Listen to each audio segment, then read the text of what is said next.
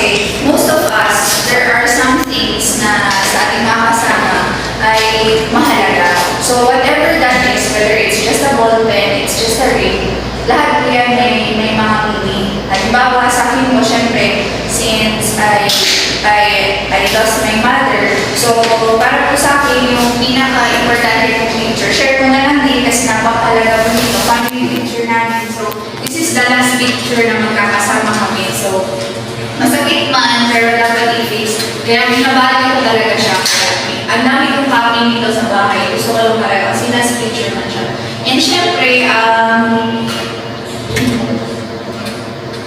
gusto niya talaga matagal, hindi siya makakano. So next is, syempre yung dalawa kong ring na bigay ng boyfriend ko na kahit malayo ko siya, syempre he just wanted to protect me, saka parang promise na din siya. And third, yung bigay ng father ko. So lahat tayo, meron man tayong mga pag-ilang mga gamit ng ibang tao, let us not take it for granted. Kung may mga, kasi ito, nahulog na to siya last time lang sa labas, and hindi ko talaga alam paano ko sasabihin na nawala. Pero nakita ko lang ng isang kasama namin, and I was really happy kasi syempre, it's something that is valuable.